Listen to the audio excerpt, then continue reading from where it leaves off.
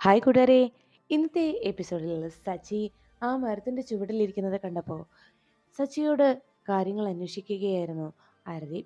ആരതിക്ക് ഒരു ജീവിതം വേണ്ടേ എന്നും വിവാഹ ജീവിതം വക്കീലിനില്ലേ എന്നും ചോദിച്ചപ്പോൾ അങ്ങനെ ഒരു ജീവിതം താൻ ആഗ്രഹിക്കുന്നുണ്ടെങ്കിലും തനിക്കിഷ്ടപ്പെട്ട ഒരാളോടൊപ്പം ജീവിക്കാനാണ് താൻ ആഗ്രഹിക്കുന്നതെന്നും മറിച്ച് തനിക്ക് കിട്ടിയ ആളെ കഷ്ടപ്പെട്ട് ഇഷ്ടപ്പെട്ട് ജീവിക്കുക എന്ന് പറയുന്നത് അതൊരു ബുദ്ധിമുട്ടുള്ള കാര്യമല്ലേ എന്ന് ചോദിച്ചപ്പോഴാണ് ശശി തന്റെ ജീവിതകഥ ആരതിയോട് അറിയിച്ചത്.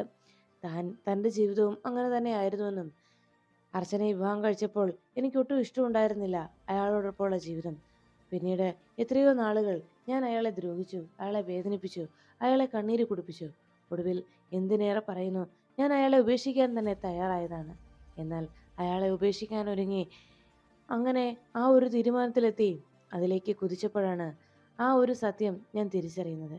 എനിക്ക് അയാളെ ഡിവോഴ്സ് ചെയ്യാനാവില്ല എന്നും അയാളോടുള്ള എൻ്റെ മനസ്സിലെ സ്നേഹം അത് തിരിച്ചറിഞ്ഞതും പിന്നീട് പരസ്പരം സ്നേഹിച്ച് മതിതീരെ സ്നേഹിച്ച് ഞങ്ങൾ ജീവിച്ചത്.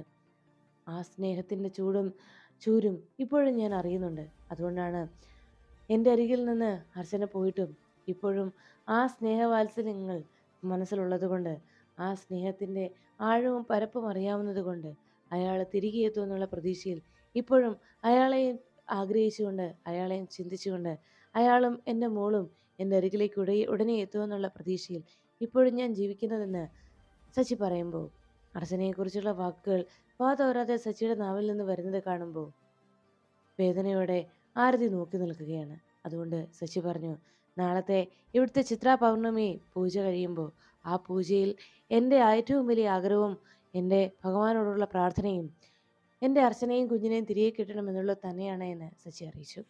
ഇനി എൻ്റെ അർച്ചനയും കുഞ്ഞിനെയും എനിക്ക് തിരിച്ചു കിട്ടിയില്ല എന്നുണ്ടെങ്കിൽ പിന്നെ ഈ ശശിയുടെ ജീവിതവും അതോടെ അവസാനിക്കുമെന്ന് ശശി പറയുമ്പോൾ ഇനിയും ഈ സംസാരം മുന്നോട്ട് പോയാൽ ശരിയാവില്ലെന്ന് മനസ്സിലാക്കിയ ആരതി പറഞ്ഞു, അതെ, എനിക്ക് നന്നായിട്ട് ഉറക്കം വരുന്നുണ്ട്, എന്നാൽ ഞാൻ കിടക്കാൻ പോവാ, സച്ചിയും കിടക്കുന്നില്ലേ എന്ന് ആരതി അന്വേഷിച്ചു.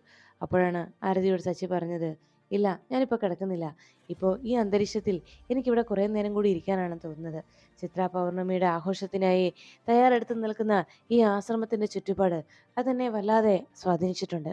അതുകൊണ്ട് ഇവിടെ നിന്ന് പോകാൻ മനസ്സ് അനുവദിക്കുന്നില്ലെന്നും താൻ ഇവിടെ തന്നെ ഇരിക്കുകയാണെന്നും സച്ചി പറയുമ്പോൾ ആരതി മനസ്സിൽ ചിന്തിച്ചു, സച്ചിയുടെ മനസ്സിലെ ചിന്തകൾ, സച്ചിയുടെ ആഗ്രഹങ്ങൾ, പ്രാർത്ഥന അത് ഈശ്വരൻ കേൾക്കട്ടെ എന്ന്. അപ്പോഴാണ് ആരതിയോട് സച്ചി ചോദിച്ചത്, അല്ല, ആരതി മേഡത്തിന് എന്താണ് നാളെ പൂജയിൽ ആരതി മേഡത്തിൻ്റെ പ്രത്യേക പ്രാർത്ഥന എന്താണ്?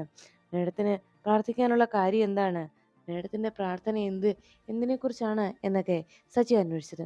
ഉടനെ ആരതി മനസ്സിൽ പറഞ്ഞു, എനിക്കും അത്തരത്തിൽ വലിയൊരു പ്രാർത്ഥനയുണ്ട്. പക്ഷേ എൻ്റെ പ്രാർത്ഥന ഈശ്വരൻ കേൾക്കുമോ എന്നറിയില്ല. എങ്കിലും ഞാൻ പ്രാർത്ഥിക്കും. അഥവാ എന്തെങ്കിലും ഒരു ചാൻസ് എനിക്ക് കിട്ടിയാൽ, എന്തെങ്കിലും ഒരു ചാൻസ് എനിക്കുണ്ടെങ്കിൽ അത് ഈശ്വരന്മാർ നാളത്തെ എൻ്റെ ആ പ്രാർത്ഥന കേട്ടുകൊണ്ട് ശശി എനിക്ക് നൽകും. അതെനിക്ക് ഉറപ്പാണ് എന്ന് ആരതി മനസ്സിൽ ചിന്തിച്ചുകൊണ്ട് ശശിയോട് ഗുഡ് നൈറ്റ് പറഞ്ഞ് ആരതി അവിടെ നിന്ന് പോകുന്നു. ആരതി പോയി കഴിയുമ്പോഴേക്കും സച്ചി ആ അന്തരീക്ഷത്തിൽ, ആ ആൽച്ചുവട്ടിലിരുന്ന് അവിടുത്തെ തണുപ്പെല്ലാം അനുഭവിച്ചുകൊണ്ട്, നല്ല മഞ്ഞുണ്ടെന്ന് ആരതി പറഞ്ഞത് കേട്ട് ഈ മഞ്ഞ് കൊള്ളുന്നതിൽ ഒരു സുഖമുണ്ടെന്ന് പറഞ്ഞുകൊണ്ട് സച്ചി ആ ആശ്രമത്തിലെ ചിത്രാ പൗർണമിക്ക് തലേന്നുള്ള ആ രാത്രിയിലെ മഞ്ഞും തണുപ്പുമെല്ലാം അടിച്ച് ആ മരച്ചൂട്ടിൽ അങ്ങനെ ഇരിക്കുകയായിരുന്നു. സച്ചിയുടെ മനസ്സിൽ മുഴുവൻ അന്ന് അർച്ചനയെക്കുറിച്ചുള്ള ഓർമ്മകളായിരുന്നു.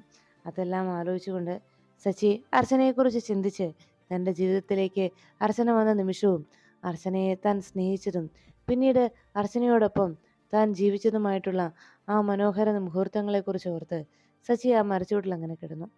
ഈ സമയത്ത് സച്ചി അതിനെക്കുറിച്ച് ആലോചിച്ച് അങ്ങനെ കിടക്കുമ്പോൾ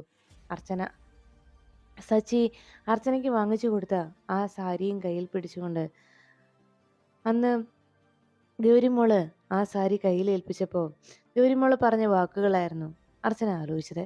ഇത് ഗോകുലാണോ ഈ സാരി വാങ്ങിച്ചതെന്ന് ചോദിച്ച് തനിക്ക് ഒത്തിരി ഇഷ്ടപ്പെട്ടുവെന്ന് ആ സാരി ചേർത്ത് പിടിച്ചുകൊണ്ട് അർച്ചന പറഞ്ഞപ്പോൾ അത് കേട്ട് നിന്ന ഗൗരി പറഞ്ഞു, അല്ല, ഇത് ഞങ്ങൾ മേടിച്ചതല്ല അമ്മേ, ഇത് സച്ചിയങ്കലിൻ്റെയും ആരതി ആൻറ്റിയുടെയും ഗിഫ്റ്റാണ് എന്നതായിരുന്നു ഗൗരിയുടെ മറുപടി. അത് കേട്ടതും അന്ന് ഗൗരിമോള് പറഞ്ഞ ആ വാക്കുകളും അതിനുശേഷം അവിടേക്ക് വന്ന മാതാ ദേവമയി പറഞ്ഞ വാക്കുകളും അർച്ചന ഓർമ്മിച്ചു. ഈ ചിത്ര പൗർണമിയുടെ പൂജയിലേക്ക് ഉടുക്കുന്ന സാരി, അതും ആരുടെയെങ്കിലും ഗിഫ്റ്റ് ആണെങ്കിൽ അത് വളരെയേറെ സന്തോഷം നൽകുന്ന കാര്യത്തേക്കാൾ ഉപരി അതൊരു ശുഭസൂചന കൂടി തന്നെയാണെന്നും അത് നല്ലൊരു ലക്ഷണമാണ് എന്നുമായിരുന്നു ദേവമയുടെ വാക്കുകൾ. അതെല്ലാം ഓർത്തുകൊണ്ട് അർച്ചന ആ സാരി എങ്ങനെ ചേർത്ത് പിടിച്ച് അതിനെ തലോടിയിരിക്കുമ്പോഴാണ് സച്ചി ആൽമര ചുവട്ടിൽ കിടന്ന് ഓരോന്നും ആലോചിച്ച് അങ്ങനെ കിടക്കുമ്പോൾ സച്ചിക്കരികിലേക്ക് ഒരു പുതപ്പുമായിട്ട് ആരതി എത്തി. സച്ചി അതും ആലോചിച്ച് അങ്ങനെ കിടക്കുമ്പോൾ ആരതി അരികിലേക്ക് വന്നു നിന്നതും സച്ചി വേഗം ചാടി എഴുന്നേറ്റു. എന്തു പറ്റി വക്കീലെ? വക്കീൽ ഉറങ്ങാൻ പോവാണെന്ന് പറഞ്ഞിട്ട് എന്തു പറ്റി എന്ന് സച്ചി അന്വേഷിച്ചു. അപ്പോഴേക്കും ആരതി പറഞ്ഞു, ഞാൻ ഉറങ്ങാൻ പോയത് തന്നെയാ, പക്ഷേ നല്ല തണുപ്പുണ്ടല്ലോ, അതുകൊണ്ട് ഇവിടെ ഈ തണുപ്പത്ത് ഈ തണുപ്പ് പഠിച്ച് കിടക്കുന്ന സച്ചിക്ക് ഒരു ബ്ലാങ്കറ്റ് തന്നിട്ട് പോകാമെന്ന് കരുതി. അതാ ഞാൻ വന്നതെന്ന് പറഞ്ഞ് സച്ചിക്ക് ആ ബ്ലാങ്കറ്റ് കൊടുത്തു. അത് വാങ്ങിച്ച് സച്ചി പുതയ്ക്കാതെ അതും കയ്യിൽ പിടിച്ചങ്ങനെ ആരതിയെ നോക്കി നിൽക്കുമ്പോൾ ആരതി ചോദിച്ചു, അല്ല, ഞാൻ നല്ലൊരു കാര്യം പറഞ്ഞിട്ട് സച്ചിയുടെ മുഖത്ത് ഒരു പുഞ്ചിരിയും വരുന്നില്ലല്ലോ. ഇവിടെ ഇന്ന് സ്വാമി പറഞ്ഞതും നാളത്തെ ദിവസം സച്ചിക്ക് വളരെയേറെ പ്രത്യേകതകളുള്ളതാണെന്നും ഒരു പ്രത്യേക ദിവസം തന്നെയാണെന്നുമാണ്. അത് കേട്ടതോടെ സച്ചിയുടെ മുഖത്ത് യാതൊരു മാറ്റവും കാണാത്തപ്പോൾ ആരതി ചോദിച്ചു, അല്ല, ഇത്രയൊക്കെ ഞാൻ പറഞ്ഞിട്ട് സച്ചിയുടെ മുഖത്തൊരു ചിരി പോലും വന്നില്ലല്ലോ, എന്തു പറ്റി? അപ്പോഴാണ് സച്ചി പറഞ്ഞത്, ആരതി, വക്കീലെ, ഞാനിവിടെ കിടന്ന നിമിഷം മുഴുവൻ ചിന്തിച്ചതും ആലോചിച്ചതും മൊത്തവും അർച്ചനയെക്കുറിച്ചായിരുന്നു. വക്കീലിന് അറിയാവോ, അർച്ചനയെ എനിക്കൊരിക്കലും നഷ്ടപ്പെടുമായിരുന്നില്ല. അത് കേട്ടതും ആരതിക്ക് വല്ലാത്ത വിഷമം തോന്നി. സച്ചി ഇപ്പോഴും ഇത്ര അഗാധമായി അർച്ചനയെ സ്നേഹിക്കുന്നതിനെ കുറിച്ച് ഓർത്ത്. ഉടനെ സച്ചി പറഞ്ഞു, അന്ന് എനിക്ക് അർച്ചനയെ നഷ്ടമായത് എന്ത് കാരണത്താലാണെന്ന് വക്കീലിന് അറിയാവോ? സത്യത്തിൽ അർച്ചനയെ എനിക്ക് നഷ്ടമാകാതിരിക്കുമായിരുന്നു. എല്ലാ സത്യങ്ങളും ഞാൻ അർച്ചനയോട് തുറന്നു പറഞ്ഞിരുന്നുവെങ്കിൽ. എന്നാൽ അന്ന് ഞാനത് തുറന്നു പറയാൻ തയ്യാറായില്ല. അതുകൊണ്ടാണ് എനിക്ക് എൻ്റെ അർച്ചനയെ നഷ്ടമായത്. എല്ലാ സത്യങ്ങളും അർച്ചനയോട് ഞാൻ ഏറ്റു പറഞ്ഞിരുന്നുവെങ്കിൽ ഒരു പക്ഷേ അർച്ചന ഇപ്പോഴും കുഞ്ഞുമായിട്ട് എൻ്റെ ഒപ്പം തന്നെ ഉണ്ടാകുമായിരുന്നു എന്ന് സച്ചി പറയുമ്പോൾ സംസാരം ഇനിയും മുന്നോട്ട് കൊണ്ടുപോയാൽ വീണ്ടും അർച്ചനയെക്കുറിച്ചുള്ള ഓർമ്മകൾ സച്ചി പറഞ്ഞുകൊണ്ടേയിരിക്കുമെന്ന് മനസ്സിലാക്കിയ ആരതി ഉടനെ സച്ചിയോട് പറഞ്ഞു, സച്ചി, എനിക്ക് വല്ലാതെ ഉറക്കം വരുന്നു, ഞാൻ പൊക്കോട്ടെ എന്ന് പറഞ്ഞ് ആരതി അവിടെ നിന്ന് പോകുന്നു. ആരതി പോയി കഴിയുമ്പോൾ അവിടെ പൂജാമുറിയിൽ പ്രാർത്ഥന നിരതനായിരുന്ന സ്വാമിക്ക് പെട്ടെന്ന് എന്തോ ഒരു മുന്നറിയിപ്പ് കിട്ടിയതുപോലെ, ഒരു സൂചന കിട്ടിയതുപോലെ ഞെട്ടലോടെ അദ്ദേഹം ചാടി എഴുന്നേറ്റു. വേഗം തന്നെ അദ്ദേഹം പൂജാമുറിയിൽ നിന്ന് എഴുന്നേറ്റ് അവിടെ ക്ഷേത്രത്തിൽ പ്രാർത്ഥനയും ഭജനയും നടന്നുകൊണ്ടിരിക്കുന്ന സ്ഥലത്തേക്കെത്തി. മാതാ ദേവമ്മയും സംഘവും അവിടെ ഇരുന്ന് പ്രാർത്ഥിക്കുന്നതിനിടയിൽ അവിടേക്ക് വന്ന സ്വാമിയെ കണ്ട് ദേവമ്മ ചോദിച്ചു, എന്തു പറ്റി സ്വാമി, എന്തെങ്കിലും പ്രശ്നമുണ്ടോ? ഉടനെ സ്വാമി പറഞ്ഞു, പല അനിഷ്ടങ്ങളും ഇവിടെ സംഭവിക്കും, പല പ്രശ്നങ്ങളും ഉണ്ടായേക്കും, എങ്കിലും പ്രാർത്ഥനയ്ക്ക് ഒരു ഭംഗവും വരരുതെന്ന് പറഞ്ഞുകൊണ്ട് സ്വാമി അവിടെ നിന്ന് എഴുന്നേറ്റ് പോകുമ്പോൾ എല്ലാവരും ആകെ അങ്കലാപ്പോടെ എന്താ സംഭവിച്ചതെന്നറിയാനായി അവരും പിന്നാലെ പുറപ്പെടുന്നു.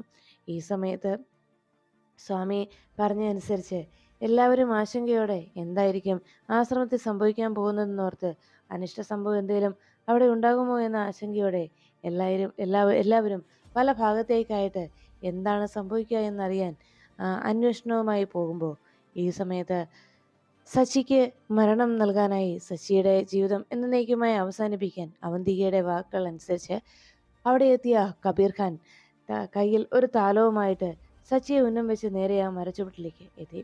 ആ താലവുമായി സച്ചിക്ക് മുന്നിൽ വന്ന് നിൽക്കുന്ന കബീർ ഖാൻ നല്ല മയക്കത്തിലായിരിക്കുന്ന സച്ചിയെ നോക്കി നിൽക്കുന്നു. സച്ചി ഇതൊന്നും അറിയാതെ നല്ല സുഖനിദ്രയിൽ അങ്ങനെ കണ്ണുകൾ ഇറുക്കിയടച്ച് അവിടെ കിടന്നുറങ്ങുമ്പോൾ അടുത്ത് വന്നു നിന്ന കബീർ ദാസ് താൻ കൊണ്ടുവന്ന താലത്തിൽ ആ പൂക്കൾക്കിടയിൽ ഒളിപ്പിച്ചു വെച്ചിരിക്കുന്ന തൻ്റെ റിവോൾവർ കയ്യിലേക്ക് എടുത്തു. അത് സച്ചിക്ക് നേരെ ചൂണ്ടിക്കൊണ്ട് തൻ്റെ കയ്യിലെ റിവോൾവർ കൃത്യമായി തന്നെ പോയിന്റ് ബ്ലാങ്കിൽ സച്ചിയുടെ നെറ്റിക്ക് നേരെ തന്നെ പിടിച്ച് അങ്ങനെ നിൽക്കുന്ന സച്ചി ഒരു വെടിയുണ്ട കൊണ്ട് തന്നെ സച്ചിയുടെ ജീവൻ പോകണമെന്നുള്ള ദുരുദ്ദേശത്തോടെ അങ്ങനെ നോക്കി നിൽക്കുന്ന കബീർ തൻ്റെ കയ്യിലുള്ള ആ റിവോൾവറിൻ്റെ കാഞ്ചി വലിക്കാനായി കാഞ്ചിയിലേക്ക് തൻ്റെ വിരലുകൾ എത്തിച്ചു. കാഞ്ചി വലിക്കാൻ ഒരുങ്ങുമ്പോഴേക്കും കൈകൾക്ക് വല്ലാത്ത വിറയൽ അനുഭവപ്പെടുകയാണ്. എന്താണ് സംഭവിക്കുന്നതെന്നറിയാതെ ആകെ അങ്കലാപ്പോടെ ഇരു കൈകളും ചേർത്ത് പിടിച്ച് ഇടത് കൈ കൊണ്ട് തൻ്റെ വലത് കൈ മുറുകെ പിടിച്ചുകൊണ്ട് ആ ബുള്ളറ്റ് സച്ചിക്ക് നേരെ ഉതിർക്കാനുള്ള ശ്രമം കബീർദാസ് അങ്ങനെ വീണ്ടും തുടർന്നുകൊണ്ടിരിക്കുമ്പോൾ കബീർദാസിന്റെ കൈകൾക്ക് സ്വാധീനം നഷ്ടപ്പെടുന്നത് പോലെ തോന്നി. എത്ര ശ്രമിച്ചിട്ടും തൻ്റെ കൈക്ക് ശക്തി ചോർന്നു പോകുന്നത് പോലെ തോന്നുന്ന കബീർ കൈകൾ രണ്ട് കൈയും ഇടത് കൈ കൊണ്ട് വലത് കൈ മുറുകെ പിടിച്ച് തൻ്റെ ആ ഒരു ദുരുദ്ദേശം നടപ്പിലാക്കാനുള്ള ശ്രമം തുടരുന്നതിനിടയിൽ അറിയാതെ ഒന്ന് പിന്തിരിഞ്ഞു നോക്കിയപ്പോഴാണ് തൊട്ടു പിന്നിൽ തന്നെ രൂക്ഷമായി കോപാഗ്നിയോടെ നോക്കി നിൽക്കുന്ന ശിവയോഗിയെ കാണുന്നത്. സ്വാമിയെ കണ്ടതോടെ കബീർ ഖാൻ വല്ലാതെ ഭയന്നു. കബീർ ദേഷ്യത്തോടെ ഭയത്തോടെയും ശിവയോഗിയെ നോക്കി അങ്ങനെ നിൽക്കുമ്പോൾ ശിവയോഗി കബീറിനെ തന്നെ രൂക്ഷമായി നോക്കിയതിനു ശേഷം തൻ്റെ കൈ നെഞ്ചിലേക്ക് ചേർത്ത് പിടിച്ച് ധ്യാനനിരതനായിരുന്ന അദ്ദേഹം തൻ്റെ ചൂണ്ടുവിരൽ കബീറിന് നേരെ നീട്ടി. അതോടെ കബീറിൻ്റെ സ്വാധീനവും നഷ്ടമായി ശരീരം തളർന്ന് ബോധം കെട്ട് നിലത്തേക്ക് മറിഞ്ഞു വീണു.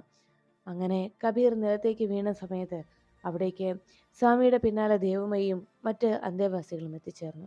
അവരവിടെ വന്ന് കബീർ ബോധമറ്റ് കിടക്കുന്ന കാഴ്ച കണ്ടതോടെ ഞെട്ടലോടെ അരികിലേക്ക് എത്തിയവരോട് സ്വാമി പറഞ്ഞു, എടുത്ത് നമ്മുടെ ഗേറ്റിന് പുറത്തു കൊണ്ടേ കളഞ്ഞേക്ക്, ബോധം തെളിയുമ്പോൾ താനെ എഴുന്നേറ്റ് പൊയ്ക്കോളും എന്ന് പറഞ്ഞ് സ്വാമി അവിടെ നിന്ന് പോകുമ്പോൾ അവർ കബീർ ഖാനെ അവിടെ നിന്ന് പൊക്കിയെടുത്ത് അദ്ദേഹം പറഞ്ഞ കാര്യം തന്നെ നടപ്പിലാക്കി. പിറ്റേന്ന് രാവിലെ ഈ സമയത്ത് സച്ചിക്ക് ബ്ലാങ്കറ്റ് കൊടുത്തിട്ട് അവിടെ നിന്ന് ആരതി പോകുന്ന സമയത്ത് ഇതിനിടയിൽ സച്ചി ആ ബ്ലാങ്കറ്റ് പുതച്ചുകൊണ്ട് ആ മഞ്ഞ് ആസ്വദിച്ച് അങ്ങനെ ഇരിക്കുമ്പോഴായിരുന്നു, മരച്ചുവട്ടിൽ സച്ചി അങ്ങനെ ഇരുന്നപ്പോഴായിരുന്നു സച്ചി സമ്മാനിച്ച ആ സാരി ചേർത്ത് പിടിച്ചുകൊണ്ട് പുറത്തെ കാഴ്ചയൊന്ന് കാണാമെന്ന് കരുതി ജനലിനരികിലേക്ക് അർച്ചന വന്ന് നോക്കി നിന്നത്. സച്ചി സമ്മാനിച്ച ആ സാരിയും ചേർത്ത് പിടിച്ച് പുറത്തേക്ക് നോക്കി വെക്കുമ്പോൾ പുറത്ത് മരച്ചുവട്ടിൽ ഒരാൾ പുതപ്പ് പുതച്ചുകൊണ്ട് കാഴ്ചകളൊക്കെ കണ്ടുകൊണ്ടിരിക്കുന്ന ആ കാഴ്ച കണ്ട് അർച്ചന അയാളെ തന്നെ അല്പം നേരത്തേക്കൊന്ന് നോക്കി. അതിനുശേഷം പിന്നീട് ഒന്നും അറിയാത്തതുപോലെ നേരെ ആ ബെഡിലേക്ക് ചെന്ന് ആ സാരിയും ചേർത്ത് പിടിച്ചുകൊണ്ട് അർച്ചന അവിടെ കിടന്ന് മയങ്ങി. അതിനിടയിലായിരുന്നു സച്ചി അപായപ്പെടുത്താനായി അവിടേക്ക് കബീറിൻ്റെ നീക്കമുണ്ടായത്. കബീർ അവിടേക്ക് എത്തിയതും ഇത് അറിഞ്ഞുകൊണ്ട് വേഗം അവിടെ എത്തി സച്ചിയുടെ ജീവൻ രക്ഷിക്കുകയായിരുന്നു സ്വാമി. പിറ്റേന്ന് രാവിലെ നേരം പുലർന്നതും അവന്തിക കബീറിൻ്റെ ഫോണിലേക്ക് വിളിച്ചുകൊണ്ടേയിരിക്കുന്നു. കബീർ കോൾ എടുക്കാത്തത് കൊണ്ട് വല്ലാത്ത നിരാശയിലായി. അല്ല, കബീറിനെ അന്വേഷിച്ചു പോയ ആ മൂർത്തിയെയും കാണുന്നില്ലല്ലോ, ഇതെവിടെ പോയി എന്ന് ആലോചിച്ച് മൂർത്തിയെ നോക്കിക്കൊണ്ട് സംശയിച്ചങ്ങനെ അവന്തിക നിൽക്കുമ്പോൾ അരികിലേക്ക് മൂർത്തി മടങ്ങിയെത്തി. എന്തായി മൂർത്തി, അയാളെ കണ്ടോ? കബീർ എവിടെ? അയാളെ വിളിച്ചിട്ട് കിട്ടുന്നില്ലല്ലോ എന്ന് പറഞ്ഞപ്പോൾ അവന്തികയോട് മൂർത്തി പറഞ്ഞു, അയാളെ ഈ ആശ്രമം മുഴുവൻ ഞാൻ പരിശോധിച്ചു, ഇവിടെ എങ്ങും തന്നെ അയാളെ കണ്ടില്ല മാഡം. അത് കേട്ടതോടെ അവന്തികയ്ക്കാകെ സംശയമായി. അല്ല, ഇനിയിപ്പോൾ അയാളിതെവിടെ പോയിട്ടുണ്ടാവും? എന്തായിരിക്കും അയാൾക്ക് സംഭവിച്ചിട്ടുണ്ടാവുക? അങ്ങനെ ആലോചിച്ച് അവന്തിക നിൽക്കുമ്പോഴാണ് അവിടേക്ക് മാതാ ദേവമയി എത്തിയത്. ദേവമയി ചിരിച്ചുകൊണ്ട് പൂക്കളെടുത്തിട്ട് ആ താലവുമായി അവിടേക്ക് എത്തിയ ദേവമയി ചോദിച്ചു, എന്തു പറ്റി? എന്തെങ്കിലും പ്രശ്നമുണ്ടോ? അപ്പോഴേക്കും അവന്തിക പറഞ്ഞു, ഞങ്ങളുടെ കൂടെ വന്ന എൻ്റെ ഒരു സഹായിയെ കാണുന്നില്ല, മിസ്റ്റർ കേശവൻ പോറ്റി. അയാളെ അന്വേഷിക്കുകയായിരുന്നു. അയാൾ ഇവിടെയെങ്ങും ഇല്ല എന്ന് പറഞ്ഞപ്പോൾ അത് കേട്ട് ചിരിച്ചുകൊണ്ട് ദേവമയി അരികിലേക്ക് എത്തിയിട്ട് പറഞ്ഞു, നിങ്ങൾ എന്തെങ്കിലും മറച്ചു വയ്ക്കുന്നുണ്ടോ? അത് കേട്ടതും അവന്തിക പറഞ്ഞു, മറച്ചു വയ്ക്കാനോ? ഒന്നുമില്ല, അത് വെറുതെ തോന്നിയതാണ് സ്വാമിക്ക് എന്ന് പറഞ്ഞപ്പോൾ ചിരിച്ചുകൊണ്ട് ദേവമയി പറഞ്ഞു, നിങ്ങൾ മറച്ചു വയ്ക്കുന്നതൊന്നും സ്വാമിയുടെ മുന്നിൽ മറവ് ചെയ്യപ്പെട്ടതല്ല. അതുകൊണ്ട് നിങ്ങൾ അന്വേഷിച്ച് നടക്കുന്ന ആള് അയാൾ എത്തേണ്ട സ്ഥലത്ത് ഇതിനോടകം എത്തിക്കഴിഞ്ഞു. ഇനി അയാളെ അന്വേഷിച്ച് നടക്കണ്ട എന്ന് പറഞ്ഞ് ഒന്ന് ചിരിച്ചിട്ട് ദേവമയി അവിടെ നിന്ന് പോന്നു. ഇത് കേട്ടതോടെ അവന്തികയ്ക്കാകെ സംശയമായി. എന്തായാലും ഒരു കാര്യം തീർച്ചയാണ്, അയാൾ ഇവിടെ ഉണ്ടാവില്ല. ഈ സ്വാമി എന്ന് പറയുന്ന ആൾക്ക്, ശിവയോഗി എന്ന് പറയുന്ന ആള് അത്ര നിസ്സാരക്കാരനാണെന്ന് എനിക്ക് തോന്നുന്നില്ല. അയാൾ കബീർ ഖാനെ കണ്ടെത്തി കഴിഞ്ഞിട്ടുണ്ടാവും. അയാൾക്ക് കബീർ ഖാനെ മനസ്സിലായി കാണും. അതുകൊണ്ട് തന്നെയാണ് അയാൾ കബീർ ഖാനെ മറ്റെവിടേക്കെങ്കിലും മാറ്റിയിട്ടുണ്ടാവുക. ഇനി അയാളെ അന്വേഷിച്ച് നടക്കേണ്ട ആവശ്യകതയില്ല എന്ന് അവന്തിക മൂർത്തിയോട് അറിയിച്ചു.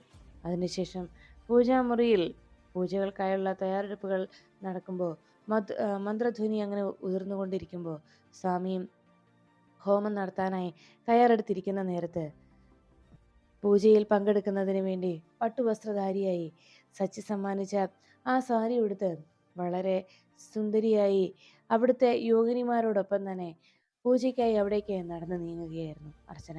ഇതിനിടയിൽ രാവിലെ എഴുന്നേറ്റ് റെഡിയായ സച്ചി പൂജ നടക്കുന്ന സ്ഥലത്തേക്ക് എത്തിച്ചേരാനായി നടന്നു വരുമ്പോൾ ആരതിയും കുളിച്ച് റെഡിയായി നല്ല സാരിയൊക്കെ കൊടുത്ത് സച്ചിയുടെ അടുത്തേക്ക് എത്തി.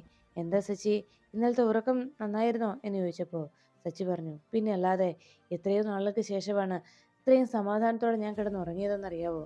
ഈ ആശ്രമത്തിന്റെ അന്തരീക്ഷത്തിൽ മറ്റൊന്നും ചിന്തിക്കാതെ നല്ല സുഖമായി ഉറങ്ങാൻ കഴിയും.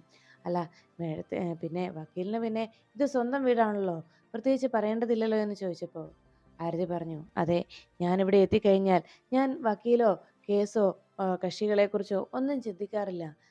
ഞാൻ ആ പഴയ ആരതിയായിട്ട് മാറും എന്ന് ആരതി അറിയിച്ചു. എന്നാ നമുക്കിനി പൂജ നടക്കുന്നിടത്തേക്ക് പോയാലോ? സച്ചി ചായ കുടിച്ചോ എന്ന് ചോദിച്ചപ്പോൾ ഇല്ല, ചായ കിട്ടാൻ എന്തെങ്കിലും വഴിയുണ്ടോ എന്ന് നോക്കി വന്നതാണെന്ന് സച്ചി അറിയിച്ചപ്പോൾ ആരതി പറഞ്ഞു, അങ്ങനെയാണെങ്കിൽ വരൂ, നമുക്ക് ക്യാൻറ്റീനിലേക്ക് പോകാം, അവിടെ പോയി ചായ കുടിച്ചിട്ട് പൂജയിൽ പങ്കെടുക്കാമെന്ന് പറഞ്ഞ് അവിടെ നിന്ന് സച്ചിയെ വിളിച്ചുകൊണ്ട് ആരതി പോകാൻ ഒരുങ്ങുമ്പോൾ ഇന്നത്തെ പൂജയ്ക്ക് ശേഷം ഗൂഗിൾ സാറിൻ്റെ വൈഫിന് ഓർമ്മശക്തി തിരിച്ചു കിട്ടുമെന്നാണ് പറഞ്ഞത് എന്നറിയിച്ചു. അത് കേട്ടതോടെ സച്ചി ചോദിച്ചു, അങ്ങനെയാണെങ്കിൽ എത്ര സന്തോഷമുള്ള കാര്യമാണ്. മേഡത്തിൻ്റെ ആ ഓർമ്മ നഷ്ടപ്പെട്ടതിന് ശേഷം സാറ് വല്ലാതെ വേദനിക്കുന്നുണ്ട്. എന്തായാലും സാറിൻ്റെ ജീവിതത്തിൽ ഇനി എന്തും നല്ലത് തന്നെ സംഭവിക്കും. സാറിൻ്റെ ജീവിതത്തിലേക്ക് ആ മേഡം വന്നതും നല്ല സമയത്ത് തന്നെയാണ് എന്ന് പറഞ്ഞു സച്ചി അർച്ചനയുടെ ആ ഓർമ്മകൾ തിരിച്ചു കിട്ടുന്നതിന് താനും പ്രാർത്ഥിക്കുന്നുണ്ട് എന്ന് ആരതിയോട് അറിയിച്ചു. എന്തായാലും ഇന്നത്തെ നല്ല ദിവസമാണെന്നാണ് സ്വാമി പറഞ്ഞത്. മേഡത്തിൻ്റെ ഓർമ്മകൾ തിരിച്ചു കിട്ടാനുള്ള സൂചനകളൊക്കെ സ്വാമിക്ക് കിട്ടിയെന്ന് അറിയിച്ചിട്ടുണ്ട്. മാത്രമല്ല സച്ചിക്കും ഇന്നത്തെ ദിവസം നല്ലതാണെന്നാണല്ലോ സ്വാമി പറഞ്ഞതെന്ന് പറഞ്ഞപ്പോൾ അങ്ങനെ ആകട്ടെ, നല്ലത് തന്നെ സംഭവിക്കട്ടെ എന്ന് പറഞ്ഞ് സച്ചി ആരതിയോടൊപ്പം ക്യാൻറ്റീനിലേക്ക് പോന്നു. ഈ സമയം പൂജകൾക്കെല്ലാം ശേഷം ദൈവമയി നേരെ അർച്ചനയ്ക്കരികിലേക്ക് പോകാൻ ഒരുങ്ങുമ്പോൾ സ്വാമി പറഞ്ഞു, ഇന്നത്തെ ഈ പൂജ അവസാനിക്കുന്നതോടെ നഷ്ടപ്പെട്ടു പോയ ഓർമ്മകളെല്ലാം ആ പെൺകുട്ടിയുടെ ജീവിതത്തിലേക്ക് മടങ്ങി വരുന്ന ദിവസമാണ് എന്നറിയിച്ചു. എല്ലാം ഓർത്തുകൊണ്ട് പഴയ ഓർമ്മകളെല്ലാം തിരികെ എത്തുന്ന ദിവസം ഇന്ന്. ആ പെൺകുട്ടി സമൃദ്ധി എന്ന പേരിൽ ഇത്രയും നാളും ജീവിച്ച ആ പെൺകുട്ടി അവളുടെ യഥാർത്ഥ ജീവിതത്തിലേക്കും തിരിച്ചു പോകുന്നു എന്ന് പറഞ്ഞു. അങ്ങനെ പ്രാർത്ഥനയോടെ ദൈവമയോട് സത്യങ്ങൾ സ്വാമിജി വിളിച്ചു പറയുമ്പോൾ ഇനി മറ്റൊന്നും ആലോചിക്കേണ്ട, പൂജയിലേക്ക് കടക്കാമെന്നും പൂജ നടക്കുന്ന സ്ഥലത്തേക്ക് സമ്പത്തിയെ കൂട്ടിക്കൊണ്ട് വന്നോളൂ എന്ന് അറിയിച്ചപ്പോൾ ദൈവമയും സംഘവും അർച്ചനയെ കൂട്ടാനായി നേരെ അർച്ചന ഉറങ്ങിക്കിടന്നിരുന്ന അർച്ചനയുടെ മുറിയിലേക്ക് എത്തി. ഇതിനോടകം കുളിച്ച് സാരിയെല്ലാം എടുത്ത് സുന്ദരിയായി നിൽക്കുന്ന അർച്ചനയ്ക്കരികിലേക്ക് എത്തി. ദൈവമയി പറഞ്ഞു, ആ കൊള്ളാമല്ലോ, ഇന്ന് കാണാൻ നല്ല ഭംഗിയുണ്ടല്ലോ, ഇപ്പം എന്ത് തോന്നുന്നു എന്ന് ചോദിച്ചപ്പോൾ മനസ്സിൽ വല്ലാത്തൊരു വെളിച്ചം വന്നതുപോലെ തോന്നുന്നു എന്ന് അർച്ചന ദൈവമയോട് അറിയിച്ചു.